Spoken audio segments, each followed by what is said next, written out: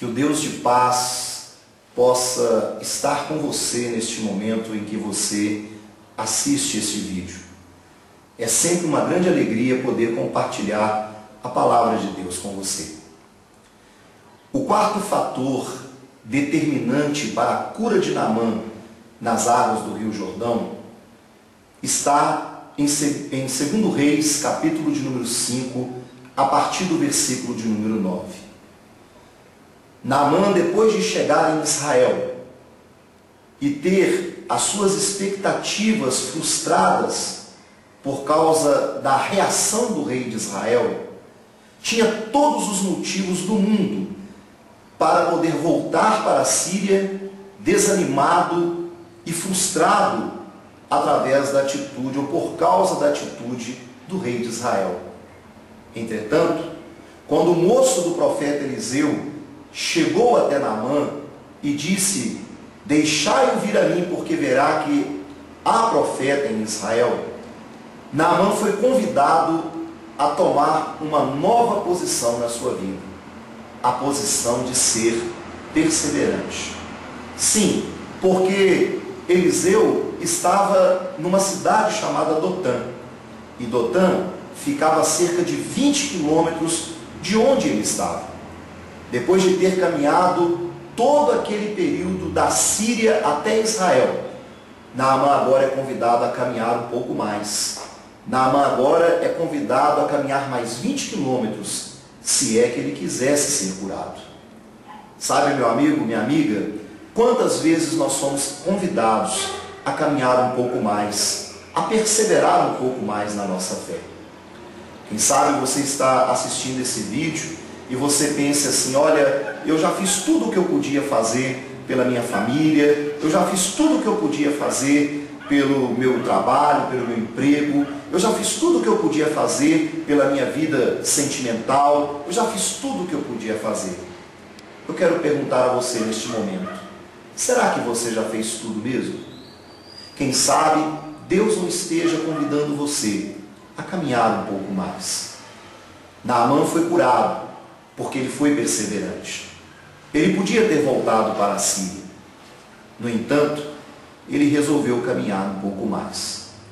Analisando a história da vida de Naamã, eu me lembro de uma história de um homem de meia idade que tinha um sonho, o sonho de ter o seu terreno, a sua terrinha, para poder plantar, para poder criar os seus animais. E depois de fazer o acerto na empresa onde ele trabalhava, ele pegou todo o seu dinheiro e investiu na compra de uma propriedade.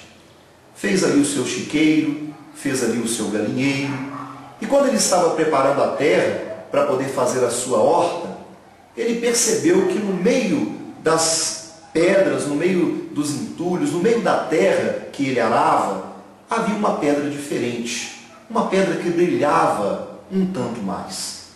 E ele então resolveu pegar aquela pedra, e ele olhou para aquela pedra. E ele guardou aquela pedra. Depois de trabalhar mais alguns dias, ele encontrou uma outra pedra igual àquela. E ele então guardou aquela segunda pedra. E depois de mais alguns dias, ele encontrou uma terceira pedra semelhante às duas primeiras.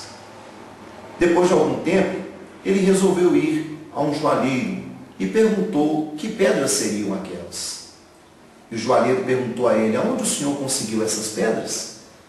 E ele não quis dizer, mas ele fez uma outra pergunta ao joalheiro: por que você está me perguntando isso? E o joalheiro então disse: moço, porque essas pedras que o senhor encontrou são pepitas de ouro, e aonde o senhor encontrou essas pedras, com certeza há um grande veio de ouro naquele lugar. Aquele homem voltou para casa, não disse nada a ninguém, a não ser a sua família. E ele então tomou uma atitude, ele vendeu aquelas pedras e começou a comprar todas as propriedades que estavam em volta da sua propriedade. Após ter feito a compra daquelas propriedades, e depois de ter gasto quase todo o dinheiro da venda daquelas 3 pepitas, aquele homem então contratou uma empresa para poder explorar o mineral. 1 mês, 2 meses, 3, 5, 6 meses escavando. E pasme, nenhuma pepita de ouro ele encontrou mais naquele lugar. Começou então a ficar endividado. A família foi embora, os amigos o abandonaram, as pessoas que estavam trabalhando na mineração queriam receber, e aquele homem começou a ficar desesperado, mas mesmo assim ele perseverou, e mais 6 meses ele conseguiu estender a escavação. Mas depois de 1 ano escavando, ele não conseguiu nenhuma pepita sequer. A empresa parou de trabalhar e ele teve que vender aquelas propriedades a preço de banana para poder quitar a sua dívida. Aquele homem então se tornou um ébrio. Foi embora, não tinha mais família, não tinha mais terras, não tinha mais dinheiro. 15 anos se passaram. E depois de 15 anos, lá estava aquele homem, assentado num botequim na periferia onde ele morava, com um copo de bebida sobre o balcão. E ele assistia a televisão que estava pendurada na parede daquele estabelecimento, quando de repente começa-se a anunciar uma notícia extraordinária. Havia-se descoberto o maior veio de ouro de todos os tempos. E no noticiário dizia o nome da cidade. Ele percebeu que era a cidade onde ele tinha aquela propriedade. Então, de repente, aparece na imagem o repórter, com um rapazinho de 28, 30 anos, não mais, ao seu lado. E então, o repórter pergunta àquele rapaz: há muito tempo o senhor é dono dessa propriedade? E o rapaz disse: não, há apenas 2 anos. Mas só 2 anos? E o rapaz então completou: sim, o meu pai, há 15 anos atrás, comprou essa propriedade de um senhor que tentou extrair ouro aqui nessa propriedade e não conseguiu. E o repórter então fez uma pergunta para o rapaz: mas você começou a escavar agora? Por quê? Ele falou: olha, a nossa família nunca teve muito interesse em explorar essa propriedade, mas agora o meu pai faleceu há uns 2 anos e deixou essa propriedade para mim, e eu então resolvi voltar a escavar. E finalmente o repórter fez a terceira e a mais dramática de todas aquelas 3 perguntas que ele fez àquele rapaz: o senhor teve que cavar muito para poder encontrar o ouro? E aquele rapaz então respondeu, para a surpresa do ébrio: não, na verdade, eu tive que cavar 1 metro apenas. Apenas 1 metro. E eu encontrei o maior veio de ouro de todos os tempos. Aquele rapaz, aquele ébrio se levantou, e infelizmente essa história não tem um final feliz, porque ele tirou a sua própria vida. Eu posso imaginar quando ele ouviu aquele rapaz dizendo: eu tive que cavar só mais 1 metro. E ele deve ter pensado: meu Deus, tanta dor, tanto sofrimento, e tudo porque eu não cavei 1 metro a mais. Meu amigo, minha amiga, talvez você esteja a 1 metro da sua vitória. Talvez você esteja a 1 metro de restaurar o seu casamento. Talvez você esteja a 1 metro de conseguir esse trabalho. Talvez você esteja a 1 metro de passar nessa prova, nesse vestibular. Persevere, acredite, confie em Deus. Cave 1 metro a mais. E você pode se surpreender com isso. Eu quero orar por você.